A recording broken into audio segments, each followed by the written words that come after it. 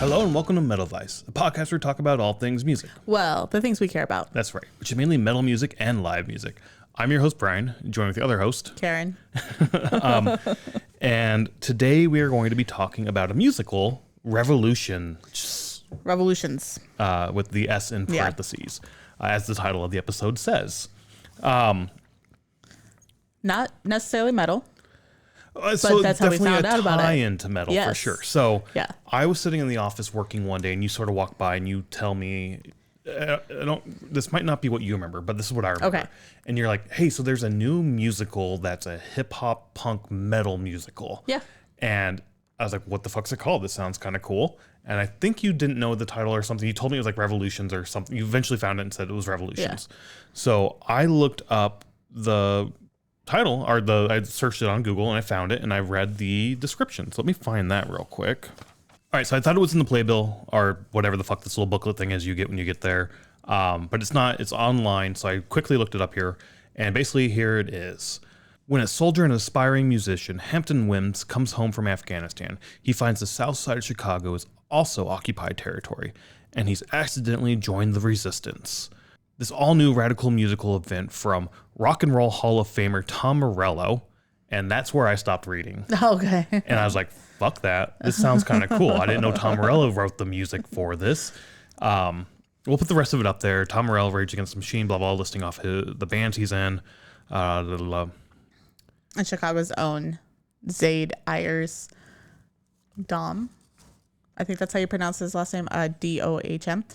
Pulses with punk, hip hop, and metal, and celebrates the courage that inspires us across generations to demand a better world.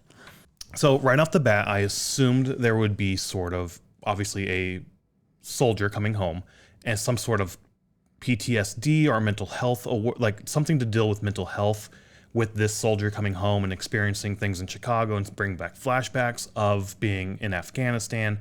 And then incorporating all of that with the music, the hip hop, the punk, and the metal in particular is like, holy shit, this sounds really cool. At least that's how I went into it as well. Also, after seeing this or looking this up, we bought tickets, and it was all over my Instagram. Like, not every other reel was sort of an ad for this, but there were a bunch of ads with Tom Morello and Zayd talking together about the play or about the musical coming out. And then even now I still see some because I do too. This runs October 4th to November 16th. We're recording this on October 20th. We're going to try to get it up as soon as we can. Yeah, so it should be up the third week of October. Yeah, something like that. And it's at the Goodman Theatre here in downtown Chicago. So we've sort of jumped all over the place a little bit, at least getting into this, how we found out about this. We have been to a few plays in the past. I like going to see plays and whatnot and musicals, but it's not something we typically do. I don't know how this world works in terms of, this is a new play. This was the world premiere here in Chicago. I don't know if it's going to be picked up and toured around. I don't know how that aspect works, if it has to be super successful for that to happen. I don't know how this is measured, if this is going to be super successful or not, and therefore tour. Same with the music. I don't know if they're going to record the music and release it. I hope so. To like Spotify or something, or to purchase either on CD or vinyl, like Book of Mormon has and Hamilton has. But also those two particular productions are fucking massive. They still tour to this day. So again, I don't know how that world works and if we're going to get that. I do kind of hope that we get the music as well. The music was surprisingly really, really good. It was really good. Well, I don't want to say surprisingly. It was Tom Morello. So I kind of expected it being really good. Yeah. But anyway, that was my thoughts going in. I expected this to have a lot of mental health sort of aspects tied to it. How about you? Did you go in with any sort of thoughts about what the play was going to be about? No, because all I knew was what they put online or on the ad, which was, when we were looking through to try to find yours, which is Revolutions is as Chicago as it is universal. It brings together the voices of a veteran, an artist, a community, and a movement, and sets them to the raw power of punk, hip hop, and metal. So that's what I knew about it. Okay. But I saw probably what you were seeing on your Instagram after we bought tickets, which was Tom Morello and Zayd talking. And that's, I think, what I saw pop up as like an ad either on Facebook or on Instagram. And I was like immediately like, Brian, I want to go do this. Did you watch that all the way through, those ads? No, Me I neither. didn't watch it at all. As soon as it came on, I skipped away because I didn't want to have any sort of pre-knowledge of what it was about. No, I just read the description and it said like Again, metal. I read it up to Yeah. Tom Morello, and then I stopped reading, Yeah. and I didn't watch any of those ads because I wanted to go in with a fresh mind and open Yeah. mind about this. Also, because the play was really cool, walking in before it all started, you got to see the stage setup, which I do really like watching stage setups because how it's set up, you can figure out sort of how things are going to be arranged and how they're going to work. This particular one had like a scaffolding on the back, then it had a scaffolding off to stage right with like 3 levels where people could walk up and down. Underneath that scaffolding, sort of stage left center, basically, Yeah, center all the way in back, the yeah. back. You had all the guitars under there. You had a keyboard under there. So that's where the band was, who was actually playing the music. Because typically they're like underneath the stage or whatnot yeah, for it's like stuff. a orchestra pit or whatever. Which I thought that was really cool that these were sort of front and center Yeah. with, you know, so you could see them play. Because to me, the music was very important to this because, I mean, it was Tom Morello. It sort of brought me into the play and whatnot. So the stage setup was really cool. Even when it started, they were doing sort of projections on there so that Yeah, well, the back was like warehouse windows. yes, I forgot about that. Yeah. So, and that's where like on the top half they were doing like projections, like a concert projection would be. Yeah. So Yeah. there's one part where the L goes by. Yep. And the tracks lined up perfectly with that top level of those like scaffolding. So it looked just like the Yeah, platform for the a L, train. yeah. I was like, shit, that's fucking perfect. Yeah. That's awesome. It did roll by and it said it was set in 2016. Yes. I think I saw on the playbill or online somewhere that they said it was set in 2014. Oh, But it was 2016 because they showed it on the screen, and I immediately was like, huh, I wonder if this is the Cubs winning the World Series going to be tied into here at any point as a baseball fan. And I think at this point we saw this, the Cubs were technically still in the postseason, so they hadn't been knocked out yet by the Brewers. When oh, we you saw mean this. for like in 2025? Yeah, when we Okay, watched it. I So I was see. like, oh, all right. Okay. But yeah, I don't remember where I saw it was said in 2014, but according to what we saw, it was 2016. I guess getting into the play some, there's definitely gonna be spoilers here for people who are either thinking about going to see this or listening to this before they go to see this. And again, I don't know if this is gonna tour around, you know, and be Yeah, around for many yeah. years, but if it is, sorry, there's some spoilers coming up here. We're gonna go over sort of what the themes was. I would say very briefly though, not like Yeah. scene by scene by scene, because we don't have notes on anything. So. Sure. Okay, that's fair. It does, though, start out, first scene, with Hampton, like, running away from the military or something. Yeah, so he deserted. Like, I think he just like I can't remember like exactly what happened, but he just like decided to come home. Yeah, it felt and- like he was in the hospital of some sort. He had handcuffs on him throughout the entire play. That I was trying to figure out where he got those handcuffs, if that was from being in the Is military. that the whole play, or when he's like getting arrested and then they like shoot the cop and stuff like that? Is that when it was? Yeah, that's when he gets the handcuffs. Oh, okay. Yeah. Interesting. All right. Sorry. See, now we're all like all Yeah, over but now the we're place. jumping all over the place. Anywho, he runs away or deserts, comes home to Chicago, meets up with his friend. His mom calls him like right away. He's like, hey, when you going to come home? I hear you're coming home. And he's like, yeah, I got to go hang out with my friends real quick. I'll be home later. Which she's throwing him a welcome home party, even though he's deserted. Well, I think she knew she was coming home because she bought the bus ticket for him to come Okay. home. So I'm sure that like he left and is like, Mom, I'm He coming didn't home. tell her why he's coming home and all Yeah, that. Okay. yeah. But before that scene even happens, like it starts with music. And it's like that's like the metal of the metal songs, in my opinion, is that first song that they start with. Well, so, all right, maybe. I don't remember. The one that stands out the most for me is when his brother goes to meet him later on. And then he, like, to me, that was the most metal song because that was when he was doing, like, the Tom Morello riffs where he's going back and forth. That's what I felt personally. Okay. But yeah, I mean, again, the music was really good and different people are going to latch on to different things. But you felt that first one was more like the core of the metal. Yeah, that's how it opens, is with the song. It doesn't open with him running. Well, I mean, he's ran away, but it opens with Yeah. like the music and this song and everything like that. Yeah. Yeah, it does. It does do that. I agree. Yeah.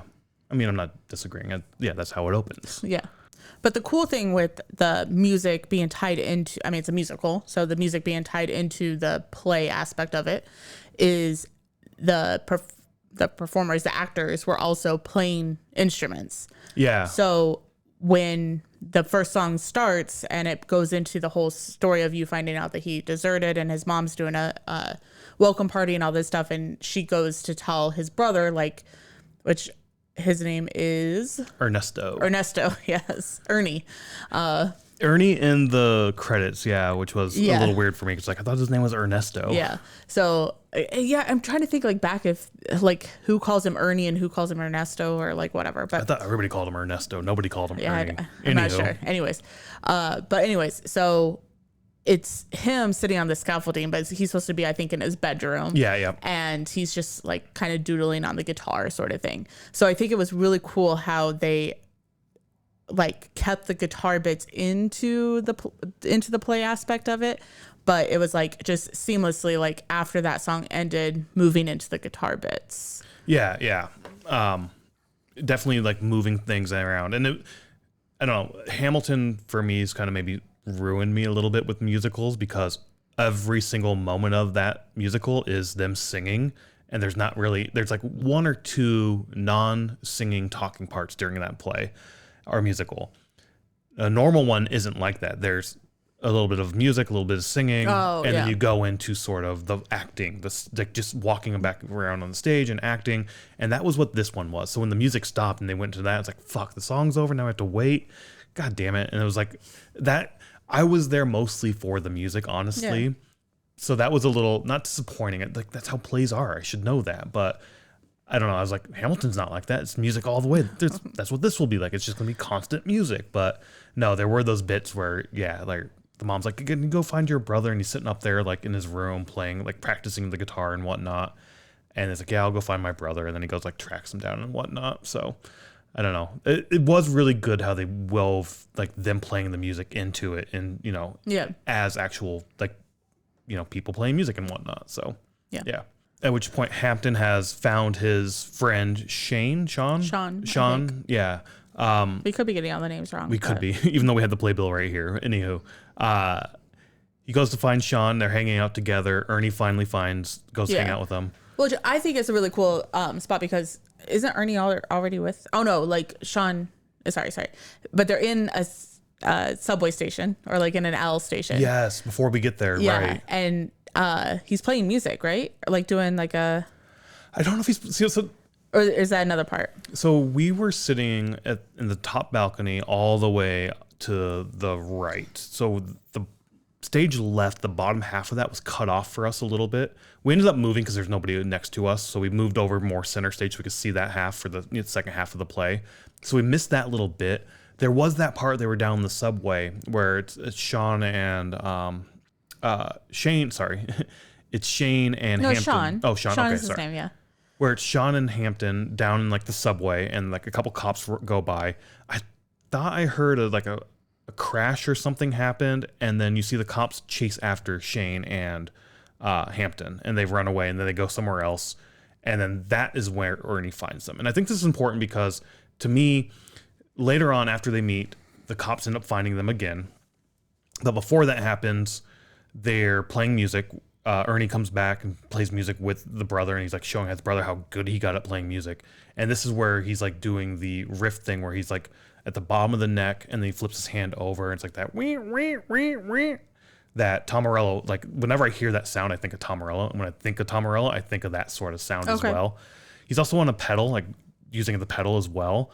So when I saw that, it did make me think the actor who was Ernie was actually playing the guitar, because like the amp was on for that, the light was on for the pedal. I don't know. I just felt like he was actually playing that. I always thought that they were actually playing when they played. They were. I mean, I could also see them being like, well, we'll just get people who can act, and then we'll get the musicians behind on the stage to, actually do the music. Yeah, I understand. Yeah. But I don't think they were. I do think the actors were up there actually playing the music, which is really cool to see somebody who can act, sing, and play the guitar that well on stage. But that was my favorite song for sure of the night of the play. But then after that, that's where the cops then come and find them again and start to question them or arrest them or something. And they're about to get out of it. And then Hampton sort of got this attitude about him. Like, what the fuck are you pulling me over? Why are you questioning me? Guy's like, Sean's like, oh, he's back from the military. He's just gotten home. Sorry, he's a little restless and whatnot. He needs to go home, see his mom, have some dinner. And the cop was like, oh, I'm a veteran as well. Thank you for your service. We're just going to run your credentials real quick or your name real quick, make sure everything's all good. And then we're going to let you guys go and whatnot. I kind of sort of get. And so at this point, like Ernie and Sean are both like super like, hey, it's all cool, cops. We're cooperating with you. We'll answer any questions you have. Here's our IDs. And Hampton's the one who's like very hesitant not to do it and getting very aggressive and angry with the cops. And I don't necessarily understand where the aggression's coming from. You know what I mean? Like it. So how I took that is PTSD of being in the military and kind of being like controlled sort of thing. Also, he didn't want to give over his ID because if they ran his name, they would automatically know that he was on deserter, like a desertion. Or like had a, I don't know if you get like a warrant. I don't know how they do that, but like if you get like a warrant out for your arrest or whatever, but it's illegal to desert the army. So like he didn't want them to run his name because then they would find out. And they do that. They run his name, they find out, and then they bolt. Everybody bolts and gets away from the cops and whatnot. They go hang out in a warehouse. And this is where he has the handcuffs, or one handcuffed on, because they started to handcuff him. And then that's is when that they where he got it? Yeah. Okay. Yeah, that's when he like bolts away. I can't remember that. Well, yeah. Interesting, because I don't see why you wouldn't just have the handcuff on, do both handcuffs. See, I felt like the handcuff was on since he deserted. Okay, I can't remember though for sure. That's fine. It comes. The reason I want to know is because it comes in later on in the play for sure. And at some point as well, you start to hear the main narrator come out and talk, which was Hampton's father, who's in prison. Hampton and Ernie's father, who's in prison, and he starts to tell his backstory a little bit of. Like, hey, here's where, I met your mother. I was a janitor. I too was in the military. I got dishonorably discharged. I think he was on parole for that.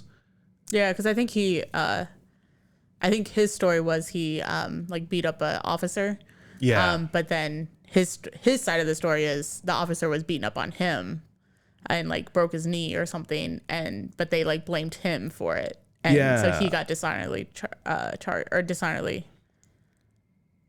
What do they call it? Dishonorably discharged. Dishonorably discharged over that fight, but it was the officer who he's saying the officer is the one that did it. Yeah, it's been a couple of weeks since we saw this, but even if you asked me the very next day of like what happened, I wouldn't be able to tell you because I don't remember that little bit, that key detail that much. I thought it was the officer telling him like, you got to go do this thing, and he didn't want to do it. But somehow the officer was an aggressor there of some sorts. I mean, that could have been part of it, is like if he was being asked to do something and he didn't want to, and then the officer and him got into a scuffle. But like he ended up, I mean, he was discharged because his knee got broken. Yeah, I think the officer like busted his knee with a shovel or something was the whole thing. And so, but then they blamed it all on him. And he was like, is that court-martialed or whatever? Court-martialed, yeah. So like, that all happened, but like all this is happening. There's two stories going on at this time. Yep. So that's why I think it is kind of hard to follow sometimes, because it's the Ernesto and Hampton's mom and dad having their backstory. So it's a flashback to their story. And then there's Hampton and Lucia. Is that her name? I think that was her name. Yeah. Or Emma, who like she's one of the singers. Yeah, Lucia. Putting on this protest here in Chicago. She used to be Hampton's like girlfriend or something. Yeah, they were in a band, a punk band together before he went to the army. Now he's back, and she's like, "What the fuck are you doing?" Like, you left and she me. like plays clubs and stuff like that. Yeah. So then there's their story. So there's Sean and Ernesto's story, because they're still in the club up on the top. Yeah. So there's so many stories happening, and they kind of intertwine. I loved this part, how they intertwined, because it's like, once Hampton would stop saying something, like his dad would start saying something and finish the sentence. And it was I thought it was so good, but I do get like where it's a little bit hard to follow sometimes because of how the stories are starting and ending. I do really like that writing. It's one of the reasons I watch Archer and like Archer so much, is because there's a lot of that where you have two characters talking and then it's a hard cut to these other two characters who are in a completely different scene or a different area, and their sentence just goes in to finish it, but it's a lot like raunchier of an ending. Like, I don't know. It's funny. I love that. And this was done the same way very well, where it's like the father's talking, and then as he's about to say something, it goes over to Hampton, who finishes the sentence.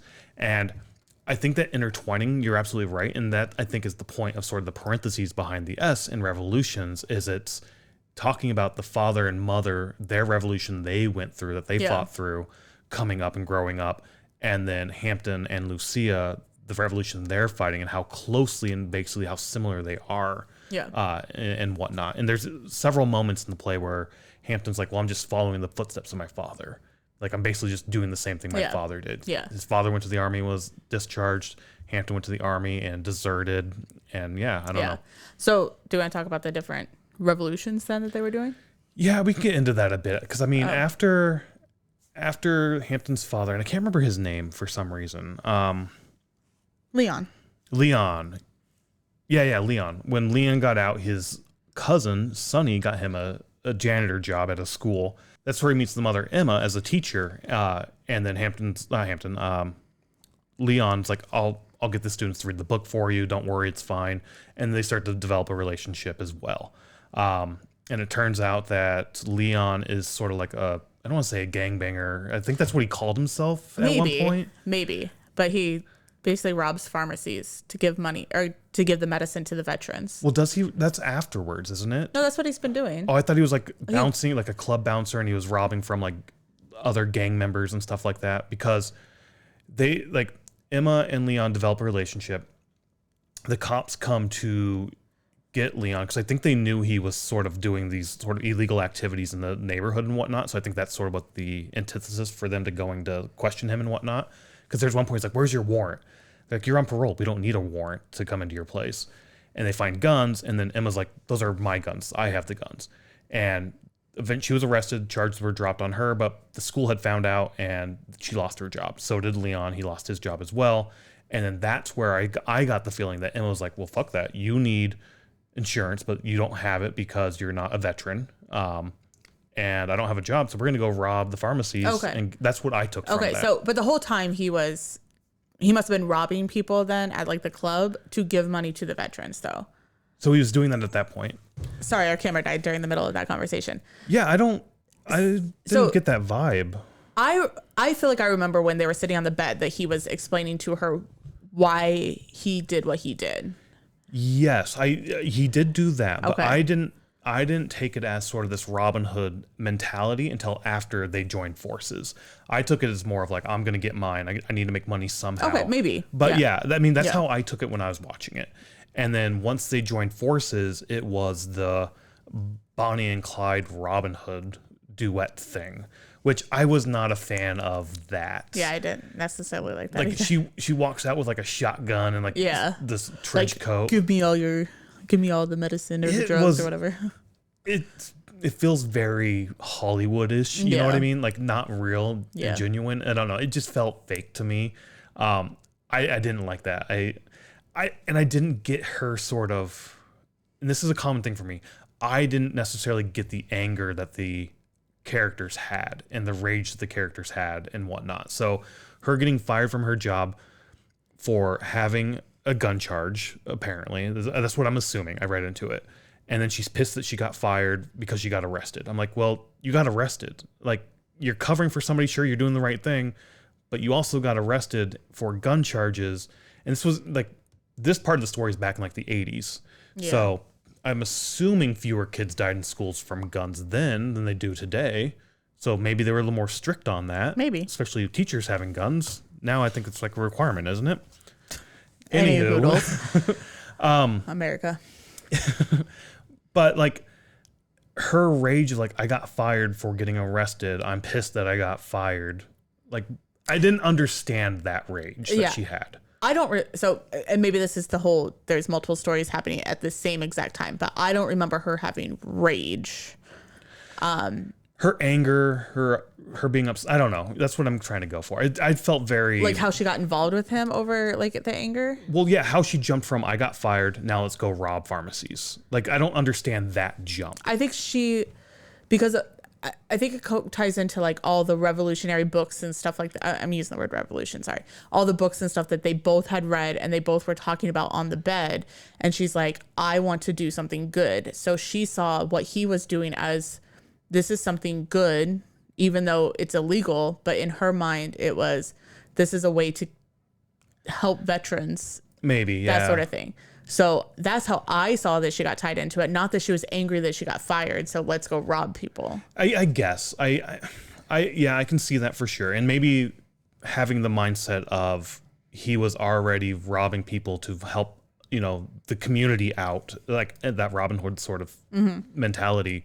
And then her like, I want to help out. I want to join this as well. And you're absolutely right. They were reading all those, but we skipped over that. They're sharing like, here's the philosophy books they read. Here's the they read about the Che Guevara, a bunch of other revolutions happening especially with the communists and whatnot, right? Like so they're definitely very left leaning, and they're reading a bunch of revolution and reading about all this shit that's going on. They want to be a part of it, right? The one thing that they talked about that I honestly did not know, which was very moving for me, or it struck home very hard for me for whatever reason, or I thought it was very heavy emotional thing, was they talked about, and I can't remember who it was. There was a group of people during the Civil War, either before or during the Civil War, who to like prop themselves up or hype themselves up, like the coaches would give you speeches before a big game or something, like get your energy up.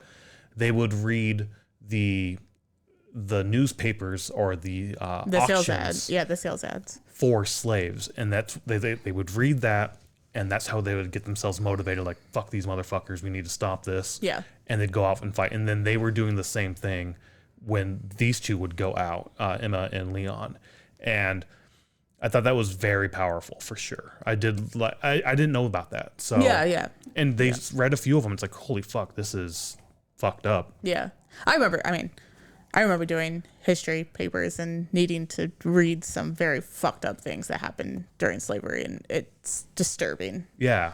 Like, think of, what's that movie? Like Django Unchained. Yeah. Think about that, but like obviously real people, and even more disturbing than that. Yeah. It's horrible. But anyways, so his revolution was helping veterans, helping the community. And I don't know if it's completely veterans or like maybe even like you were saying, like before, like just the kind of poor people and stuff like that, like giving, stealing, but giving to them sort of thing. But let's talk about Hampton's revolution. Before we do that, this whole story continues as well. And this story of these two, Emma and Leon, continues throughout all the way to the end, jumping back and forth. We're going to sort of do them in like this story as a whole, and then we'll go back. But it did jump back and forth. And at times it wasn't necessarily confusing, but I did get a little lost, primarily when they first did it. After the intermission in the second act, I was more grasped on what's going on, what's going to happen. So I wasn't as discombobulated a little bit, right? But they're definitely doing their sort of Robin Hood thing. I can't remember what causes them to run down south. And by down south, I mean south of Chicago. Yeah, they're still in... They're in Illinois. They're over by like St. Louis, I think. Yeah, so that's what I pictured. I don't think they actually say that they're by St. Louis, but that's what I pictured. I thought they did, but maybe they didn't. Did they say it? I can't remember. But I think that's what like I pictured too. Further south in Illinois we've been. So I'm like, oh, they're in St. Louis. That's the important thing. They did not leave the state. Yeah. And St. Louis is only like 4 hours from us. Yeah. So yeah. I think somebody recognized them and like put a picture in the paper, and that's what made them leave.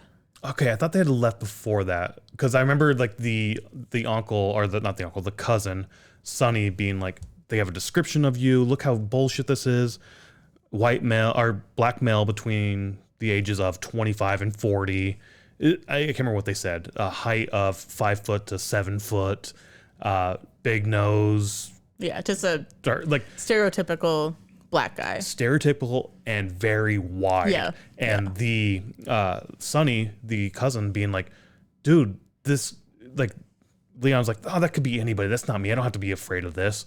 And then Sonny being like, that's the point. This could be anybody, not just you. But I can't remember when it was. And in case they do run south, Emma gets pregnant with the twins, Ernesto and Hampton. I'm starting with these names for some reason. And then they're down there. They're hiding out and whatnot. She's dyed her hair at this point to like stay away from the cops and all of that. They don't leave the house either. They don't leave the house. Sonny's always bringing them stuff back and forth. Ice cream is the big thing Emma always wants. Yeah. On one of the trips, though, Sonny gets arrested.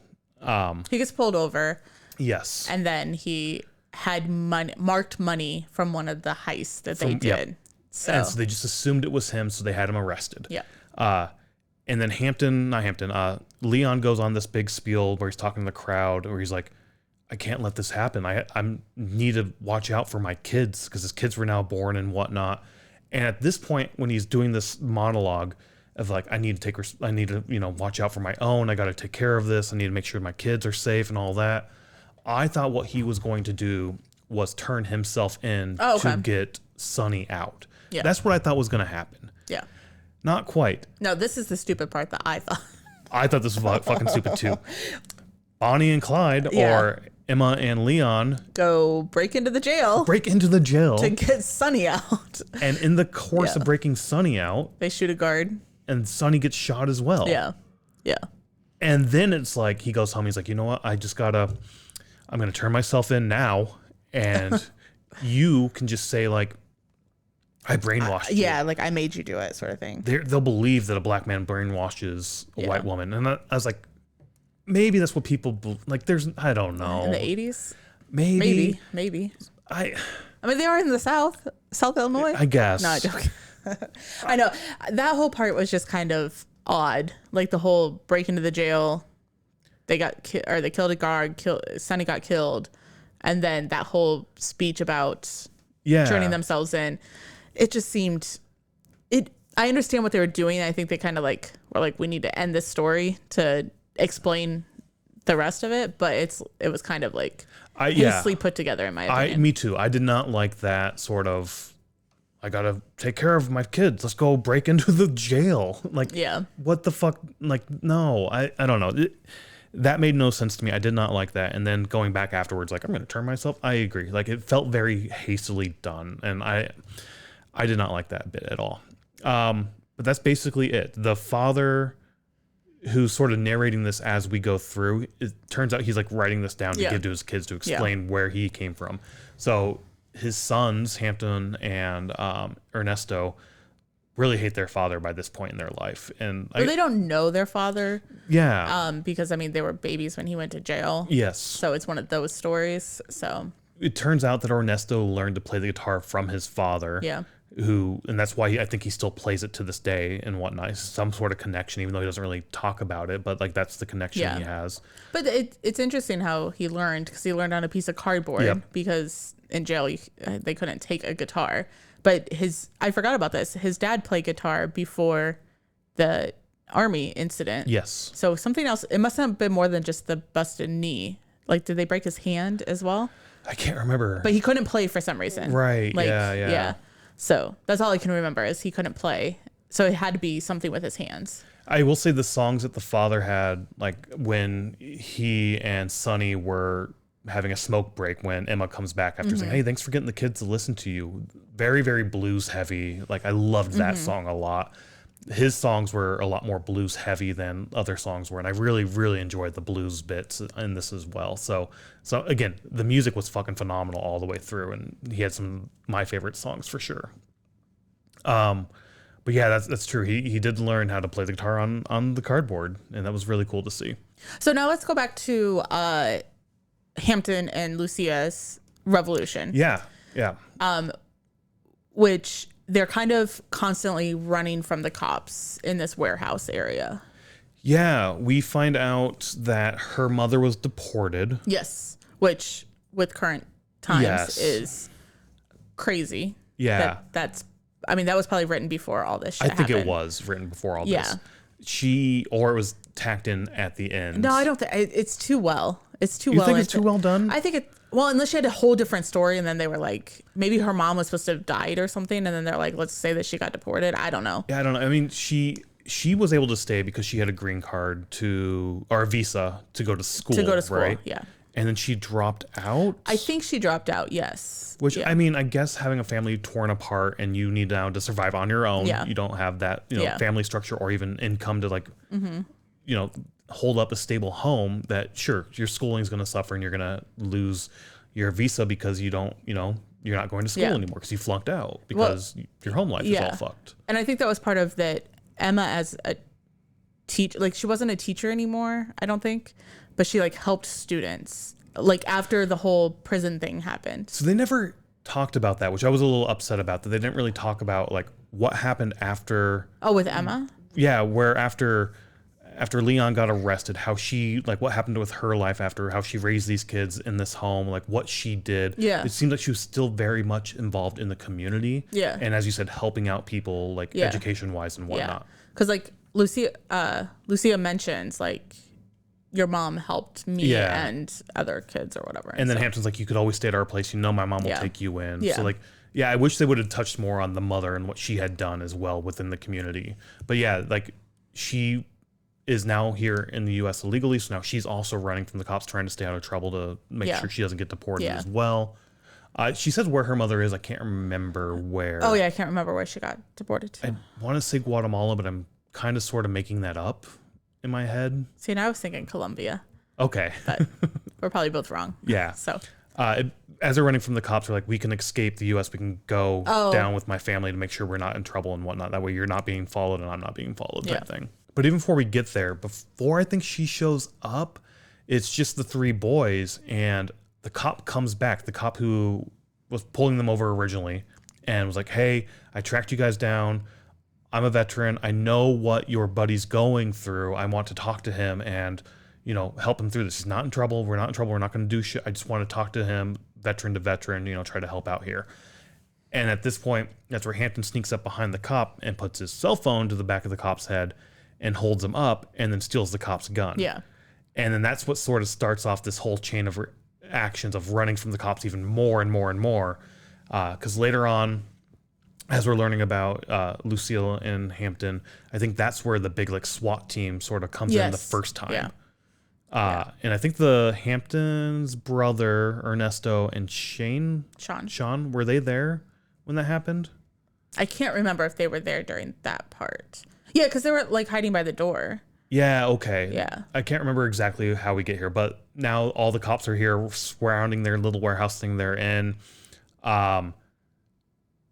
Hampton and Lucia are up at the top sort of rafters or whatnot. Well, he's like selfieing himself or like videoing he's like himself. live streaming, yeah. The whole like raid and whatnot, which is cool from a production standpoint because he's doing, I don't know if it was like real or if it was like already filmed, but I was like trying to watch his head, and when his head turned, like it turned on the thing. So they were projecting it up on the screen. That's what I was gonna say is like, so the top windows of the warehouse where that screen was, kind of like when at the beginning when we were explaining the set. And so like what he was filming was up on the screen, and I think it may have been live. I felt like it was too. And I was also doing the same thing. I was, see, maybe this is where we need to not do that, but I'm trying to like, you know, figure out how the sausage is made. I'm trying to figure out if that's live or not. And I was doing the same thing. It was like, is he, I don't know. It also took me out a little bit because I'm trying to think in 2016, was live streaming that's big back then? Was it? I didn't think about that part. That's where my mind went to right away is like, is this live? And was this even a thing back in the day? Like, I know it is now. Like, it's a big thing now. It's huge. But I'm trying to think like if live, I can't remember. I mean, we lived through it, but I mean, we didn't do all that shit though. I know. So I don't know. Yeah. Do you know what? I don't know. I don't know if it was a thing or not. So that took me out a little bit at that moment. Yeah. And at this point, as well as this was happening, a cop's going up there to get them. And Lucia has the gun that Hampton had taken from the cop somehow, or somehow she gets the gun. Yeah. I'm not sure if she took it from Hampton or what happened. And as the cop is coming to arrest them, there's like a struggle and Lucia accidentally shoots the cop. It's definitely not intentional, the way the play is put out and whatnot. And then they escape. As they're hiding out a little bit later, they're talking about now this is where they're going to like, how are we going to escape? Yeah. We're going to go down south of the border. We'll go back to see my family, wherever that was, because we can't remember. We'll do that. And Hampton is watching the live stream, the views go up. And he's like, oh my God, look at all these views, 22,000 views or something like that. And again, this is where I was like, I don't think that was necessarily the culture of 2016. Yeah, like the viral. Well, I don't know. There was like Vine and all that shit back then. I guess. Like, was that? I mean, maybe streaming? We just weren't in. I don't think we were into it. Yeah. I mean, we're a little bit more now than we were then for sure. Yeah. I mean, we're in the same boat as a lot of people where we get stuck into the scroll aspect. So I don't know. But Lucia was like, you understand, like, I didn't shoot him, you did. It's fine. It's like, don't worry about it. It's cool. She's like, yeah, but from the optics, it looks like you shot the cop. And this is your video saying you shot the cop. Yeah. And he's like, oh, no, don't worry about it. It's all fine. But yeah, the cops end up bringing a bigger SWAT force around them. The brother and the friend are there as well. Hampton, like, yells out the cops, like, hey, I'm going to surrender. Don't worry, I'm coming out. I'm going to surrender. I got hostages. I'm sending the hostages out. So the brother and the friend go out. Sean, right? Shane? Sean. How are you getting Shane? I don't know. I'm dyslexic. All right. I can't read these names. Ernesto and Shane go out. And then he's trying to talk to Lucia and he's like, you got to go. She's like, I will. Don't worry. I'm going to leave. And then she grabs the other handcuff and handcuffs herself to him. He's like, oh, we're in this together. And the cops come in. Hampton covers Lucia. And then you hear a bunch of gunshots go off. And that scene's done, basically. Hampton sort of goes up to the stairs, meets his father, because his father had passed away from cancer by this point. So we didn't really say that Ernesto would go to the jail and meet with his father a couple times during the scenes. I think twice during the scenes. Well, yeah, there's that one part because Hampton also wrote a song to give to his father. Because like he got the letter that his father had written. He's going to give that to Hampton right before all this final raid went on. The Hampton gives to Ernesto, like, here's a song I've been working on, give that to Dad. I'm not going to read the letter. That's when the SWAT team comes. Then after he dies, he goes back to the prison and gives his dad the song, and they read it together. And then he's like, you should put music to this or something like that. Yeah. But the letter, you find out the letter that he is writing, that Leon is writing to his sons, is because he found out he had cancer. So he wants to write out his entirety of his life because he knows he's never getting out of prison. Right. Yep. So he wants to like tell them where he came from and all that stuff. Yeah. And like, you don't have to follow in my footsteps type thing. But again, like Leon and Hampton, their stories are basically identical. Right. Yeah. Which I did really like that aspect of it. Right. Like these two people separated by generations, sort of having the same struggles, the same fights and whatnot, and going from there. Yeah, and then afterwards they have a visual or a celebration of life type thing for Hampton. Everybody comes together. They wrote music to the song, and it all starts off, though, I'm kind of jumping all over.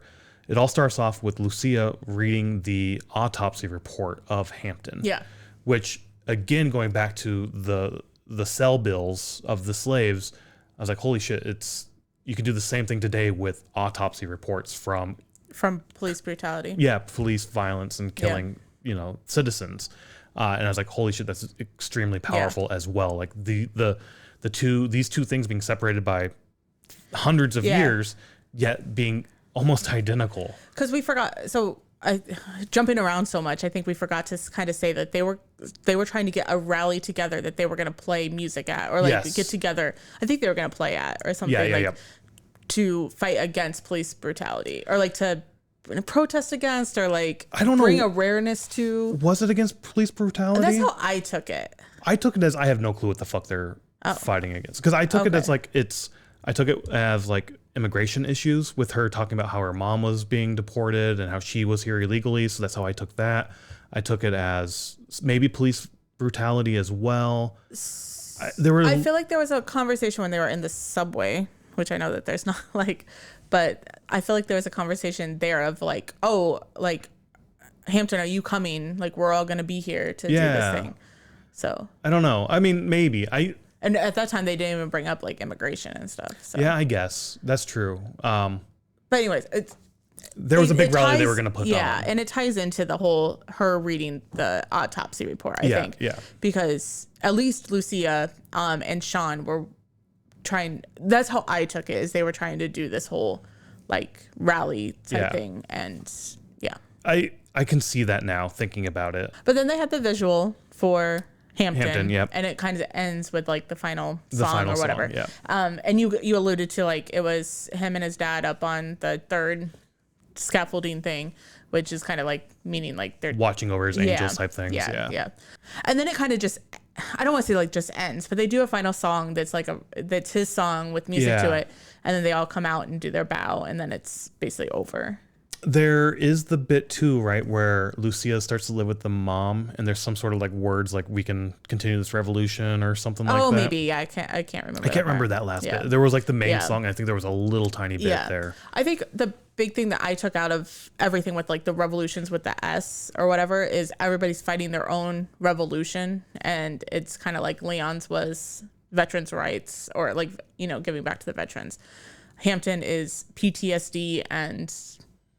I mean, he died by police brutality, basically. Yeah, I honestly listening like through the entire play, I didn't get much PTSD. I didn't like touch on that much. I felt like the whole military aspect of it was more of like how do I like the author being like how do I tie in the father and son to make them seem more similar. Like the fact that he was in the military to me was sort of a throwaway thing. I don't think they touched, to me personally, I don't feel like they touched on that well. Okay. I felt like they did, especially towards more of the beginning part of it, of like him deserting, him with the cops, and like he didn't like to be controlled by the cops and stuff like that. Like I felt like that was kind of the military aspect coming out, but that's how I took it. Yeah, I took the being harsh toward the cops or being angry toward the cops as I'm a black male and I don't trust the police. Like the police are like, that's how I took that. But also like the anger toward the police, I also was like, what the fuck, where is this coming from?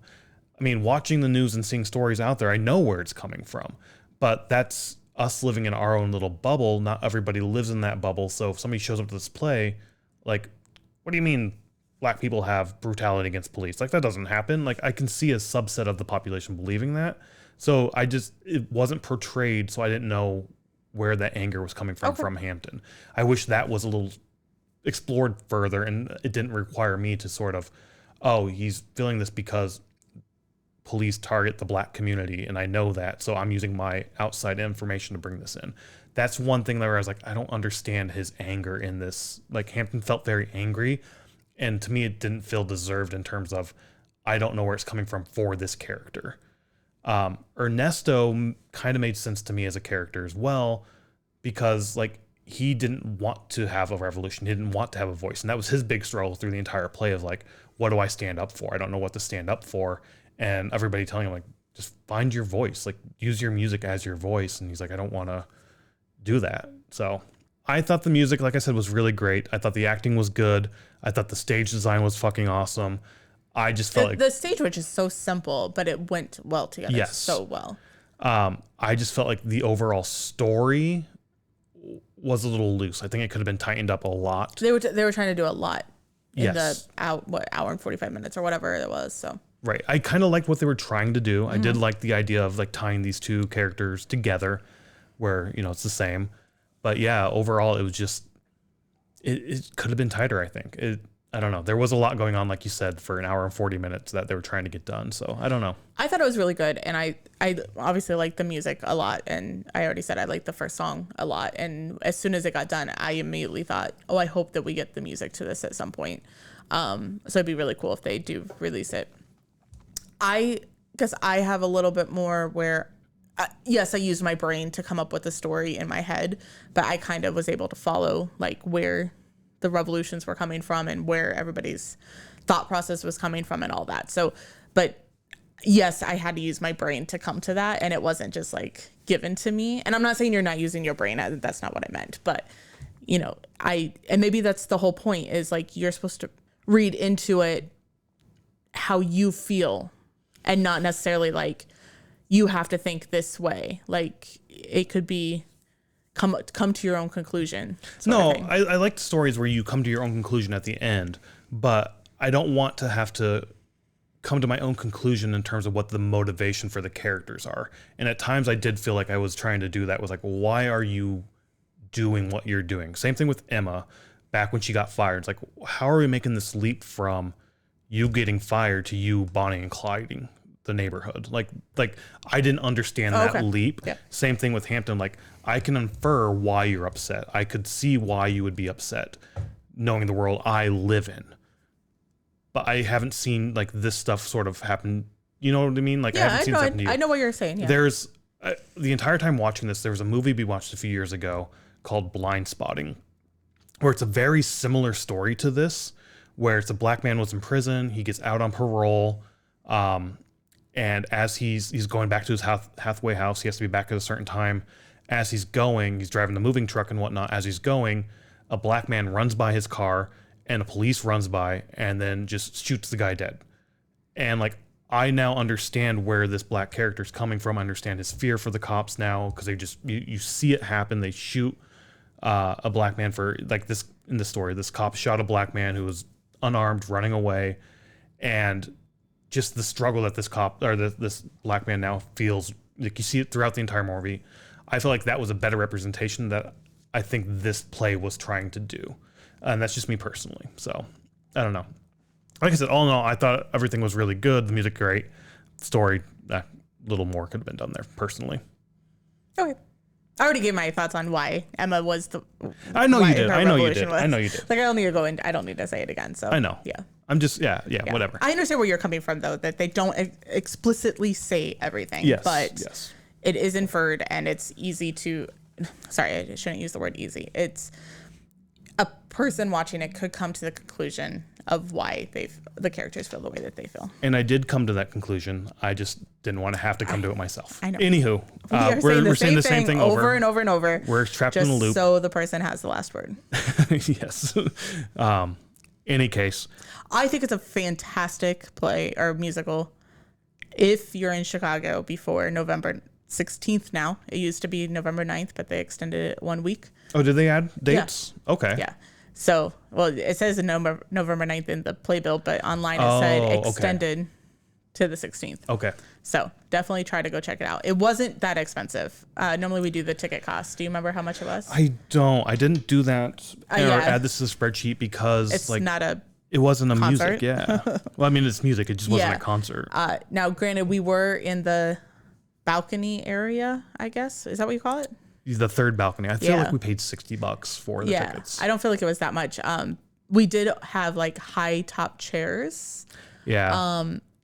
And we were originally, I think you alluded to this before, like we were originally like all the way on the stage left. Yep. Where it cut off part of the stage. But since nobody was there, we moved over to the middle.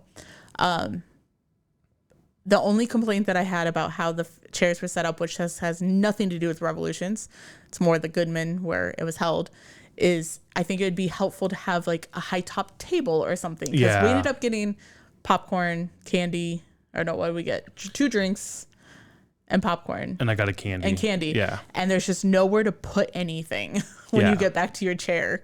And you're on these high top chairs, so it's not like you can sit it on the floor. So, yeah, that was kind of awkward. Yeah, I mean, theaters are going to be different. Oh, yeah, of course. But, yeah. I'm talking about the Goodman where I know you are. I know you are. Yeah. I agree 100% about the high top tables or having something to have somewhere to put your shit up there. But yeah, it's cool to see that it was extended. I did not know that. So I don't know, maybe it will be successful and tour around, and then also we'll be able to get the music too. So yeah, that'd be awesome. Getting the music would be the big thing for me. So yeah. In any case, yeah. I don't know. Go check out a musical. Go check out musical, or just go check out music. Yeah. Support live art. It's fucking awesome. And yeah, maybe we'll see you at the next show. Bye.